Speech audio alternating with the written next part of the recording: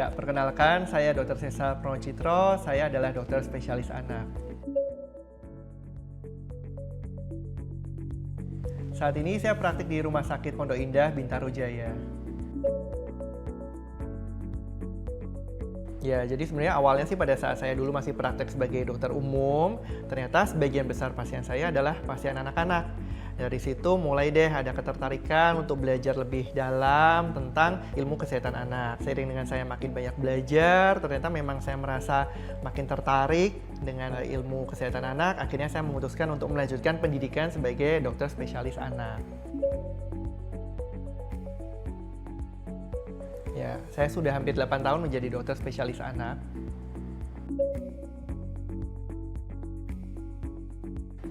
Kalau pengalaman yang spesial mungkin banyak ya, karena masing-masing pasien kan tentu memiliki keunikan tersendiri. Tapi kalau misalnya mengingat-ingat kasus yang cukup berat ya, pernah juga sih dulu menangani anak dengan kasus demam berdarah dengue yang kondisinya bisa dibilang cukup berat, sehingga membutuhkan perawatan yang cukup intensif dan juga pengawasan yang ketat. Tapi syukurnya akhirnya anak itu berhasil selamat dan itu menjadi satu pengalaman yang tidak terlupakan buat saya. Ya, sampai saat ini sayangnya DBD masih menjadi permasalahan kesehatan yang sangat serius di Indonesia karena angka kejadiannya juga masih banyak. Kemudian banyak juga di antaranya yang merupakan kasus-kasus yang berat dan juga masih tinggi angka kematiannya, terutama pada anak-anak. Kenapa sih pencegahan itu sangat penting? Karena kita tahu penyakit DBD itu adalah penyakit yang bisa menimbulkan komplikasi yang serius, bahkan juga menimbulkan akibat yang fatal. Pada pasien yang menderita DBD, terutama anak-anak, ada resiko untuk berbagai macam komplikasi. Misalnya, ada resiko perdarahan, ada resiko kegagalan organ atau kerusakan organ, ada juga resiko kebocoran plasma. Jadi, banyak sekali faktor-faktor yang membuat penyakit DBD ini masih menjadi suatu penyakit yang serius. Tentunya kalau kita bisa mencegah, tentu lebih baik daripada menanganinya. Nah, jadi penyakit DBD ini sebenarnya cukup unik ya, karena dia disebabkan oleh virus dengue. Nah, kita sampai saat ini belum memiliki terapi atau obat untuk mengatasi virus ini sendiri. Jadi, penanganan pada penyakit DBD sebenarnya berkisar pada penanganan yang sifatnya suportif, yaitu kita memberikan penanganan yang bisa mencegah komplikasi yang lebih berat sambil menjaga agar kondisi pasien tetap stabil sampai penyakit ini tertangani sendiri oleh daya tahan tubuhnya. Nah, pada saat kita menangani itu, biasanya ada banyak nih resiko komplikasinya. Misalnya resiko perdarahan, atau resiko kebocoran plasma, atau kegagalan organ. Karena itulah tantangannya biasanya bagaimana kita bisa mantau kondisi pasien DBD ini secara ketat agar tidak terjadi komplikasi-komplikasi tadi tersebut. Nah, jadi penanganan-penanganan tadi dan juga pemantauan yang ketat itu seringkali membutuhkan perawatan di rumah sakit. Jadi ini agak berbeda dengan penyakit-penyakit lainnya yang mungkin bisa sambil dipantau di rumah. Karena itulah mencegah infeksi DBD ini sebenarnya cukup penting ya, bahkan sangat penting supaya kita bisa menghindari perawatan yang intensif tadi dan juga menghindari perawatan yang cukup lama di rumah sakit. Ya, selain dampak-dampak medis yang tadi udah kita bahas, sebenarnya ada banyak dampak lain juga yang sifatnya non-medis ya. Jadi yang pertama tentunya apabila anak membutuhkan perawatan di rumah sakit, apalagi perawatan intensif dalam jangka waktu yang lama, tentunya membutuhkan biaya yang besar. Kemudian yang kedua, selama anak ini dirawat, pastinya tidak bisa berangkat sekolah, mengalami ketertinggalan di sekolah, sehingga pada akhirnya harus ada usaha lebih untuk mengejar ketertinggalan pada saat anak ini sedang dirawat. Yang ketiga, anaknya juga nggak mungkin dong sendirian di rumah sakit, pasti orang tuanya juga harus menemani, ikut mengawasi, sehingga pada akhirnya juga mengganggu produktivitas dari orang tua selama anak ini dirawat. Nah, di sisi lain, usaha-usaha pencegahan seperti vaksinasi atau menghindari gigitan nyamuk, walaupun di awal mungkin membutuhkan biaya, tetapi di jangka panjangnya justru bisa menghindarkan kita dan juga keluarga dari biaya besar pengobatan atau perawatan di rumah sakit tadi.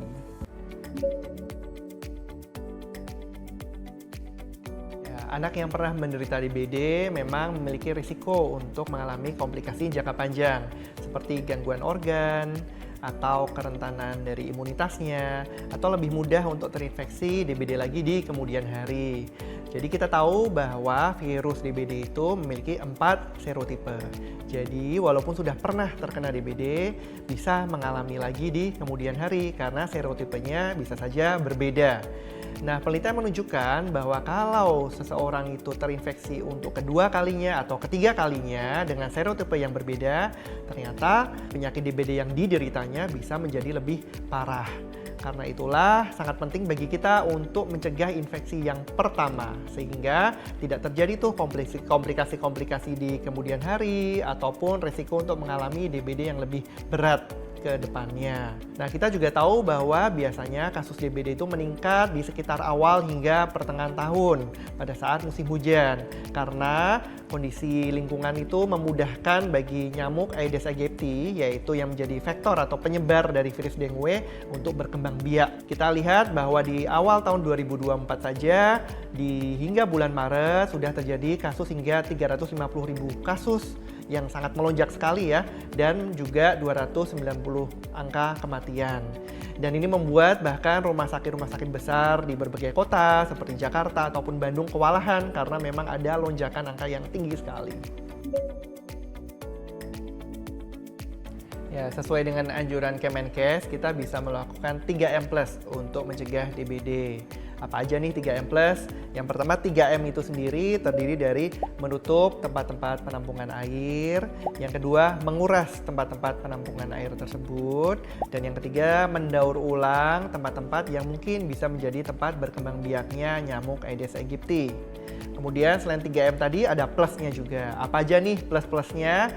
Plusnya kita bisa menanam tanaman untuk menangkal nyamuk, kemudian menggunakan obat anti nyamuk, kemudian kita juga bisa memelihara ikan yang untuk memakan jentik-jentik nyamuk, atau kita juga bisa memasang kawat pada ventilasi atau jendela untuk mencegah masuknya nyamuk ke dalam rumah. Ya, jadi selain 3M+ tadi, cara untuk mencegah DBD juga bisa dengan menjaga kesehatan, berolahraga, mengkonsumsi makanan-makanan sehat, dan juga mendapatkan vaksinasi DBD. Jadi, vaksinasi DBD ini bisa mengurangi risiko keparahan apabila terkena infeksi DBD. Tadi sempat kita bahas ada 4 serotipe dari virus DBD. Jadi, supaya kita bisa mencegah keparahan di infeksi-infeksi berikutnya, kita bisa melindungi diri dengan vaksin DBD. Untuk mendapatkan vaksin DBD, seseorang harus berada dalam kondisi sehat dan tidak memiliki alergi terhadap vaksin. Nah, vaksin DBD ini bisa diberikan juga pada orang yang sudah pernah terkena DBD sebelumnya. Karena seperti kita tadi sudah bahas, ada 4 serotipe dari virus DBD, jadi bukan hanya untuk orang yang belum pernah terkena DBD, tetapi juga pada orang yang sudah pernah terkena DBD bisa mendapatkan vaksin ini. Namun, vaksin DBD ini tidak dianjurkan untuk orang-orang yang memiliki gangguan imunitas seperti autoimun ataupun kondisi-kondisi genetik atau penyakit lainnya yang membuat seseorang memiliki imunitas atau daya tahan tubuh yang lemah. Vaksin DBD sudah dapat diberikan pada semua orang yang berusia 6 hingga 45 tahun. Nah, vaksin DBD ini dapat diberikan bukan hanya untuk yang belum pernah terinfeksi DBD, tapi juga yang sudah pernah menderita DBD. Apabila seseorang baru sembuh dari DBD, dapat diberikan vaksin DBD dalam waktu 3-6 bulan berikutnya. Ini penting untuk mencegah infeksi sekunder atau infeksi kedua, ketiga, dan seterusnya yang biasanya kondisinya akan lebih parah daripada infeksi yang pertama. Nah, jangan lupa untuk berkonsultasi dengan dokter ya. Ya, betul sekali. Kalau kita sudah memenuhi syarat, sebaiknya kita segera mendapatkan vaksin DBD untuk mencegah dan mengurangi risiko keparahan apabila terkena infeksi DBD. Jangan lupa untuk berkonsultasi dengan dokter. Nah, Ikatan Dokter Anak Indonesia atau IDAI juga baru-baru ini sudah mengeluarkan jadwal imunisasi yang terbaru yang di dalamnya juga sudah tercantum jadwal dan juga waktu-waktu pemberian untuk vaksin DBD. Nah, kita sebagai orang tua jangan lupa harus meneliti dan juga melihat jenis vaksin apa yang kita berikan kepada anak agar kita bisa memberikan vaksin yang terbaik. Jangan lupa apabila kita sudah memberikan vaksin DBD dosis pertama, kita harus melengkapi dengan dosis yang kedua agar perlindungan atau proteksinya juga optimal. Ya, saya ingin mengingatkan bahwa DBD masih menjadi permasalahan kesehatan yang serius, merupakan penyakit yang bisa menimbulkan komplikasi yang berat atau bahkan fatal. Karena itulah lebih baik mencegah daripada mengobati. Kita bisa melakukan pencegahan DBD dengan 3M+, juga ditambah dengan vaksinasi. Karena vaksinasi DBD saat ini sudah tersedia, bisa diberikan dari usia 6 hingga 45 tahun, dan kita bisa mencegah DBD maupun mengurangi risiko terjadinya keparahan dari infeksi DBD tersebut. Jangan lupa untuk berkonsultasi dengan dokter ya sebelum melakukan vaksinasi.